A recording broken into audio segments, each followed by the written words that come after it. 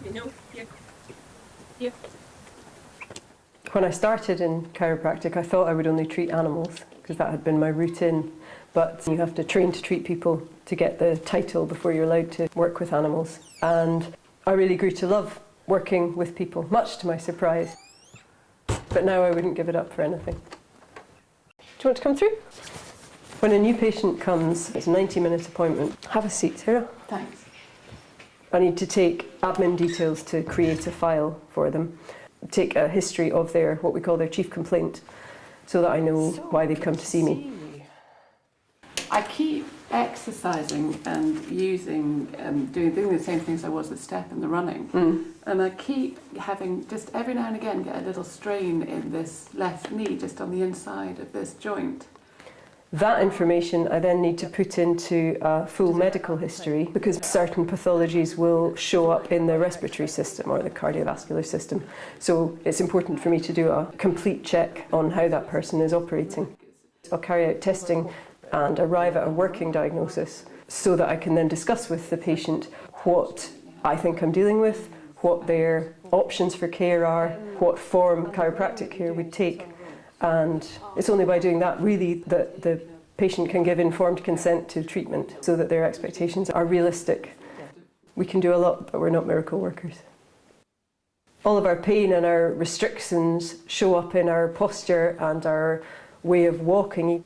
Okay, so could we have you? Let's have you standing up. There's a lot of information we gather, not so much from what a patient says, but how they walk in the door. Very often they'll reveal quite a lot about how things are in their system. Evenly distributed between your feet. Standing on that one more, I would say. Do you tend to do that? I think probably, yeah. Can you stand face that way? Patients will normally come to me directly. Chiropractors don't usually work within the NHS. Nonetheless, if they're under medical care for their condition, I would be looking to liaise with whichever medical practitioner is looking after them. And whenever it's appropriate, I'll feed the information that I've got back to the GP. So very much there's the intention to work as a team. Right, you comfortable there? Reasonable? Good. Okay, your job is to do nothing. Any discomfort when we do this?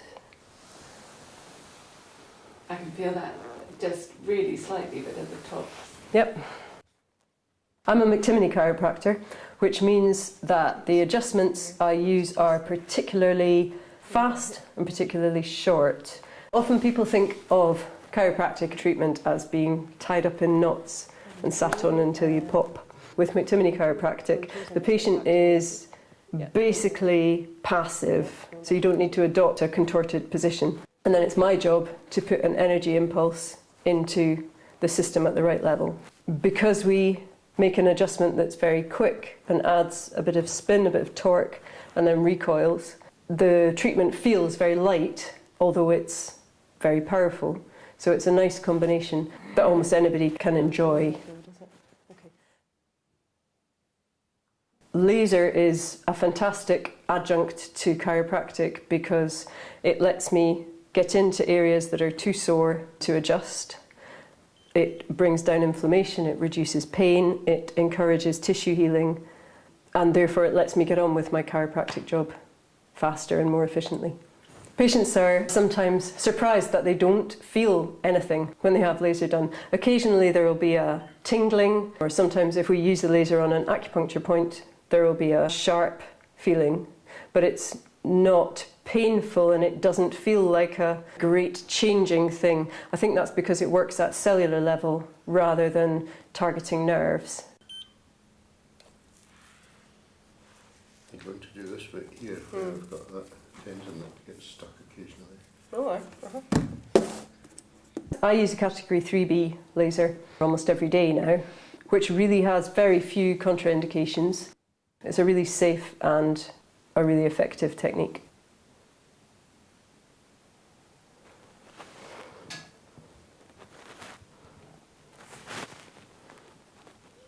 Do you mind that? No. Mind that? I can feel that just there. In here? Just Interesting. There's a thing just there that's pulling. Yeah. People are sometimes surprised that they come in with a sore hip. Why are you spending time playing with my hand or my foot? My approach is to see the system as one whole system, and if you have a problem in one area of your body, there will be compensations in another. And we might be focusing on the area that's restricted, not necessarily the area that's painful, because what we can treat is restriction rather than pain, but the whole body knows that there's a problem, and therefore the whole body can be helped with chiropractic. Reaction times can be very quick. If we free up something that was the one thing in the way, then there will be an immediate change and the patient will be aware of something changing immediately. That's not to say that if you've had a problem for 15 years, it's going to clear up in one treatment. We need to re-educate the system as to what normal is. Breathe. So, if you could just sit up through here. Oh, can I get you to take your necklace off, please? Mm. Ayana, can you look after my necklace? Mm-hmm. Thank you. McTimoney chiropractic doesn't usually hurt, and that's one of the attractions of it to many people. Okay, now can you let your head fall forward? People will feel very, very relaxed straight after a treatment, and sometimes a little bit spacey. They can feel a bit heavy, could be achy, could be tired. Sometimes there can be an aching for a day or two before the recovery takes place. Sometimes people just feel fantastic. When people have a problem that's really worrying them, they can go to the doctor, but the doctor only has 10 minutes to see them, however much they would like to spend longer. Oh, that's nice. Okay. I think when patients come to me because they feel that I pay a lot of attention to everything they say and I listen very carefully to what they bring, and I think they feel very much cared for. Some people haven't talked to anybody about their life for half an hour solidly in any other context. And it's the only chance they've had to talk about what's on their mind. When was the operation? The 9th of June. 9th of June. Often people really don't have an expectation that their situation can get better. They've become so accustomed to living with pain or a restricted movement that they think, oh, well, I'm just old, or this is just how I am. And to see the relief in those people's faces when we make a change and they start to get their normal function back, I think that is the most rewarding part of the job.